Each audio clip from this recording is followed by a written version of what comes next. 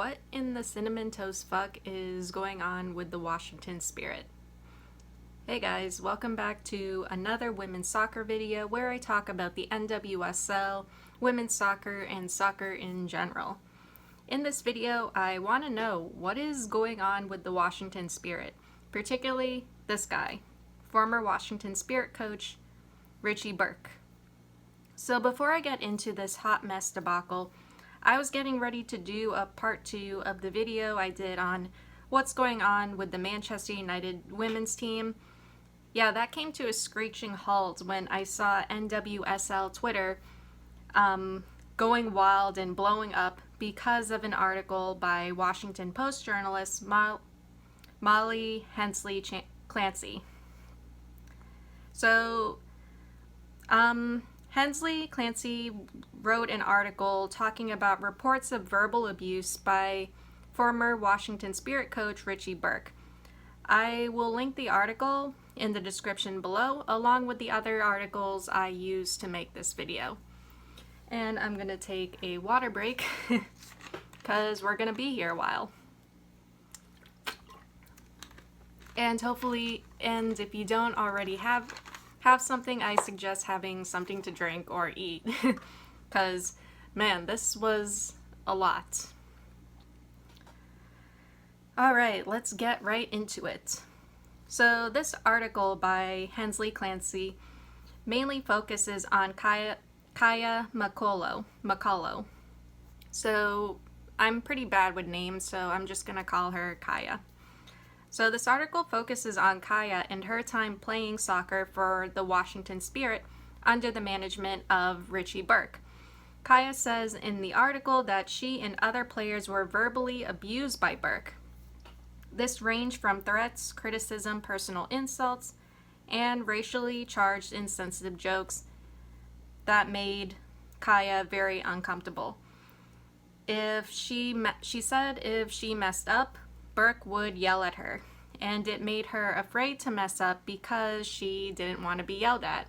I mean, that's pretty understandable. And here's the thing when it comes to soccer and sports. You're going to mess up and make mistakes at practice and during games. It happens.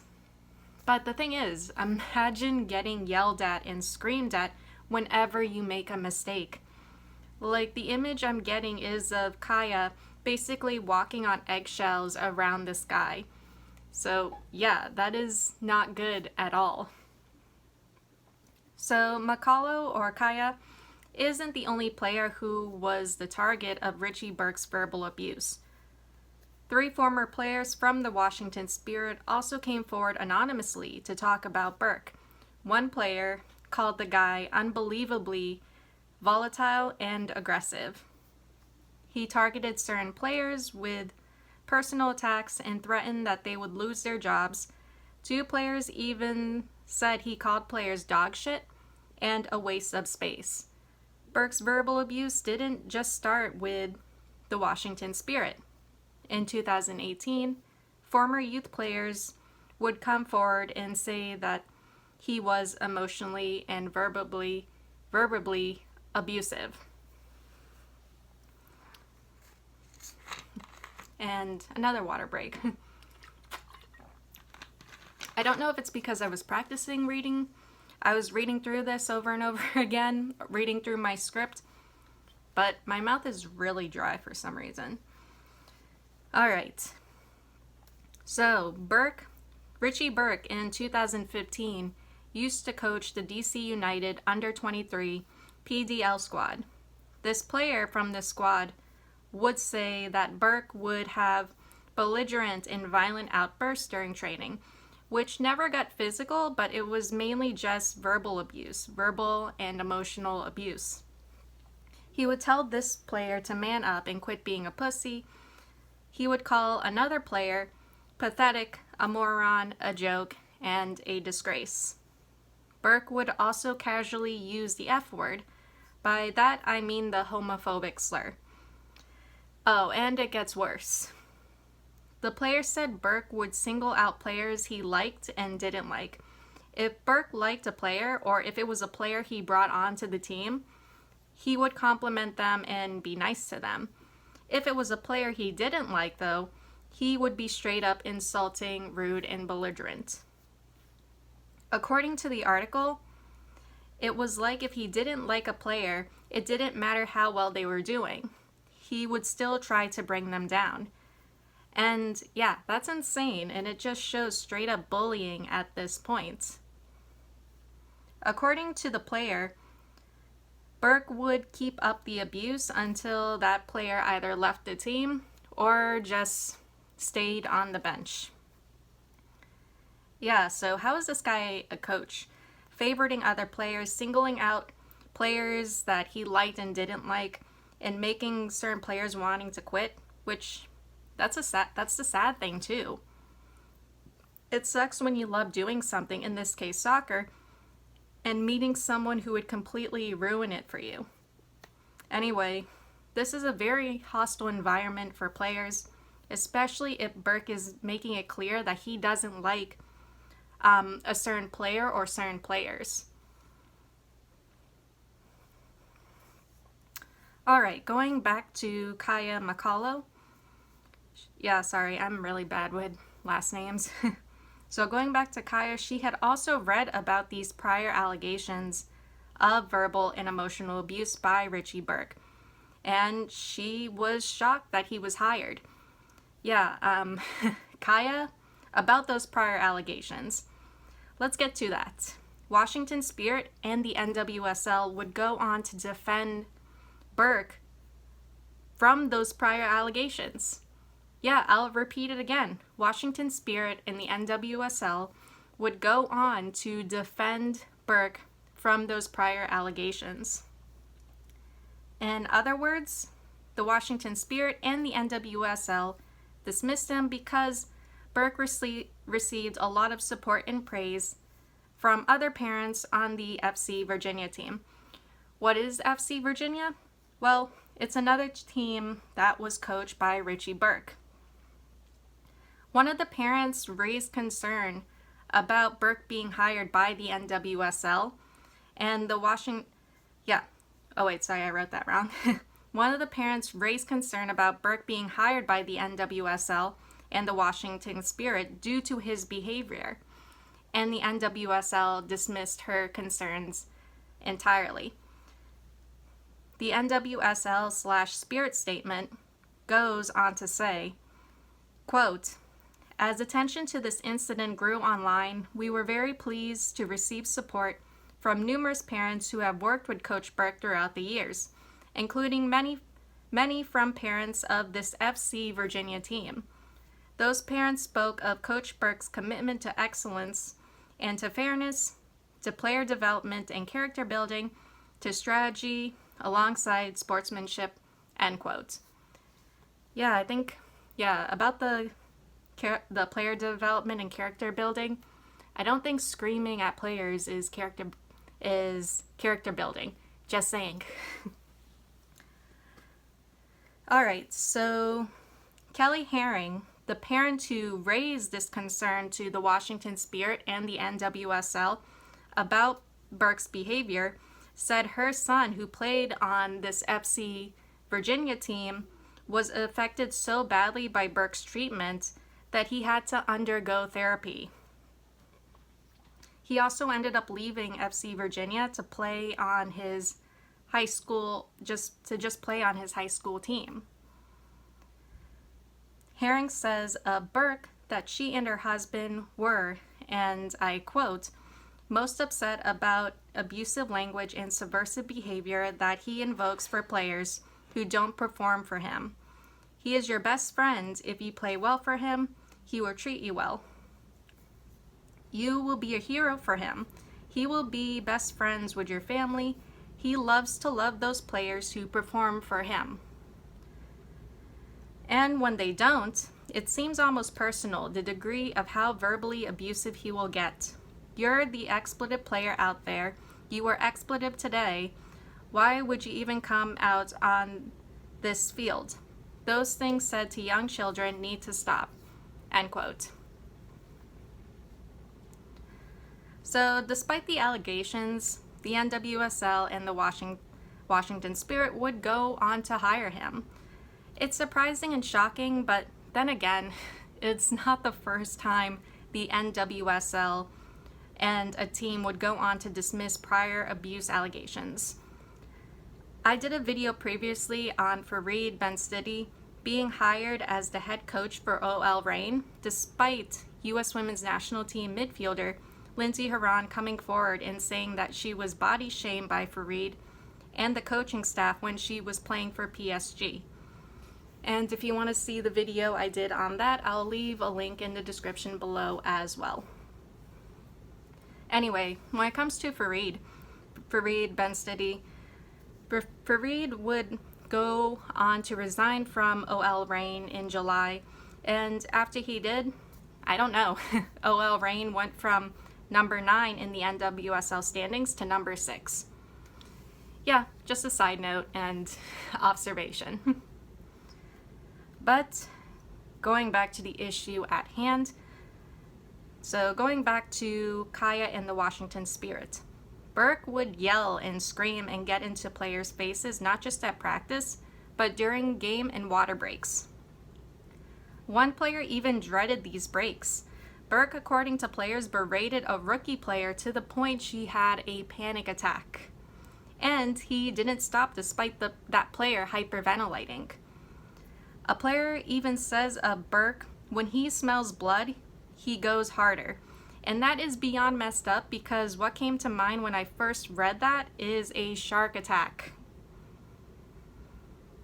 When the rookie player started crying, he just kept screaming at her, and even had the audacity to call her selfish. Yeah, my blood was boiling reading that. You want to know what's selfish? Screaming at a player who's crying and having a panic attack. Actually, that's not selfish, that's just straight up psychotic. The player involved confirmed the incident, but she did not want to go on the record. And speaking of panic attacks, Burke's treatment of some of these women would lead them to have panic disorders. Like, how bad does it have to be to get to that point? Like, how bad was... It's insane. Like, how bad did it have to be to get to this point? To the point where players are developing panic disorders. None of these players should be having panic disorders because of soccer, because of a soccer coach. Kaya McCullough, who has a history of racial justice activism, would also describe incidents where Burke made some racially insensitive comments and jokes. He had used the N-word in front of McCullough and said "Black Eyes Matter" after a black player got hit in the eye. In the wake of the George Floyd murder, Burke made a joke saying Spirit players shouldn't pose kneeling on top of an inflatable white practice dummy. Yeah, that's just, both of those are just messed up. Yeah, real, like, wow. Just the audacity of this guy. I can't.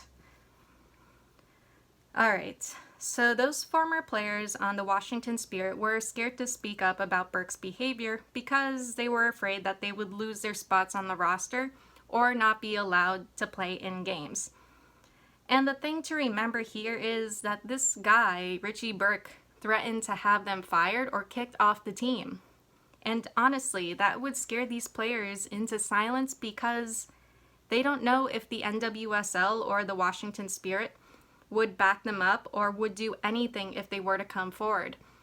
Burke had previous allegations of verbal abuse against him, and he was still hired. If Spirit players like McCullough or that rookie player, whoever she is, I hope she's doing okay wherever she is or is happy with whatever team she's on. Like, if these players were to come forward earlier, would the NWSL do something about him? Would they even care? It's clear that the players don't trust the NWSL or think the NWSL would do anything to support them because they were so scared. The lack of trust that the players have in the NWSL, especially in regards to this, says a lot. Because if the players trusted the NWSL, they would have felt comfortable coming forward. Then again, at the same time, this guy This guy had previous allegations against him. He was still hired. Who knows, if they told him, if they were to speak up about what he had done to the NWSL, they probably thought they wouldn't do anything. After all, he was hired despite having prior allegations against him. So my thoughts on this whole situation is mainly just me asking the same question Kaya and everyone else is asking.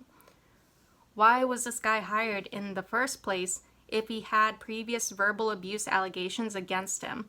One of them dating back to 2015. Like, I get it. Coaches can get mad and get heated, but not to the degree of a grown man getting into a player's face and screaming at them. Not to a degree that players wind up with anxiety and panic disorders and need therapy. Not to a degree of screaming at a player who's hyperventilating because she's having a panic attack, and then calling said player who's having a panic attack selfish. Like, what, she's selfish for having a panic attack? Yeah, this is just insane to me. Or reading this article or reading these articles it's just insane, because I've seen my soccer coaches and lacrosse coaches angry and pissed off, and they never reacted like Burke reacted. Like, I pissed off one of my coaches so bad, he made me run bleachers for a whole practice. And what I mean by that is, like, you have the bleachers and then you run up and down the bleachers until you get to the end, and then you come back and do it again. And another time, my whole team pissed him off because so my school at the time was located next to an airport, and every so often we would see planes flying off. So the whole team pissed him off one time because we weren't paying attention, because we were watching a plane take off. And yeah, he made us run suicides and just conditioned us for the whole practice. It was brutal. But when it comes to him, my coach, never did he scream in our faces or insult us or call us horrible names. Like, we still liked him. He treated us with respect, and he was a great coach. His communication could have been better, though. Anyway, this whole situation with Richie Burke, the Washington Spirit, Kaya, and those former players, it's shocking and really disturbing to me. I hope Kaya and those former Spirit players are doing okay. I really hope, if there are current Spirit players who were being singled out and verbally abused by Burke, I hope they're okay too and are able to get help. I want to end this saying, mental health and athletes' mental health is something that's very important to me, because I personally believe athletes not only have to take care of their physical health, they also need to take care of their emotional and mental health as well. No athlete or person, for that matter, deserves to be emotionally or verbally abused. And you do not have to put up with that, nor do you have to tolerate it. You are not a quitter for walking away from a volatile situation or person. You deserve to be treated better. Lastly, if you're a coach and you can't control yourself, your temper, or your emotions, you shouldn't be a coach. Anyway, sorry if this video went on too long. That's all I have for you guys today, and I'll see you all in the next one. Later.